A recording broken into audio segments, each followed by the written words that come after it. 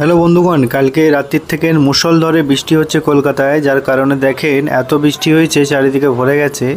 এটা একটা হসপিটালে দেখেন আইসিইউ না এটা কি, এটা খুলছে দেখেন আপনারা বাইরে থেকে কত বৃষ্টির জল কত ঢুকছে আর ভেতরে দেখেন কি অবস্থা ভাই। এটা একটা মানে অবাক করা কাণ্ড, এত বৃষ্টি হয়নি।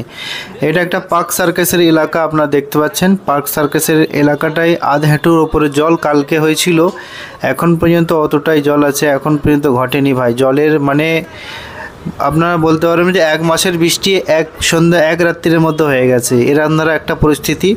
এটা হচ্ছে হাওড়া রেলওয়ে স্টেশনের পাশে, এখানে দেখেন জল জমে গেছে, যার কারণে মানুষ হেঁটে হেঁটে যেটা আশপাশে মানুষরা যাতায়াত করতো সেই জায়গায় যাতায়াত করছে। আর একটা জায়গা দেখাচ্ছি আপনাদেরকে, হাওড়া স্টেশনের জাস্ট একটুখানি বাইরের দিকে বেরিয়ে যাবেন, এত বৃষ্টি জল, হ্যাঁ এত বৃষ্টির জল এখানে জমে গেছে। আপনারা দেখেন কি অবস্থা, মানে একটা মর্মান্তিক ঘটনা, এখানে কমসে কম 8 থেকে 10 জন ভাই মারা গেছে। ঠিক আছে, তো বি কেয়ারফুল, এখন কেউ যাবেন না, সরকারের তরফ থেকে 3 দিনের ছুটি ঘোষণা করা হয়েছে। তো সবাই সাবধানে থাকবেন, নিরাপদে থাকবেন, যে যার বাসায় থাকবেন, কলকাতা এখন যাবার দরকার নেই, কেন কলকাতার এখন পরিস্থিতি ভয়াবহ। তো সেই জন্য বলছি আপনারা সবাই বাড়িতে থাকবেন, আর ভিডিওটা নিজেদের বন্ধু বান্ধবদের মধ্যে শেয়ার করবেন, জানাবেন যে কলকাতায় কী পরিস্থিতি, আর কলকাতায় 2-3 দিন এখন না যাওয়া হয়। ঠিক আছে, আবার দেখাবো ইনশাআল্লাহ নতুন একটা ভিডিও।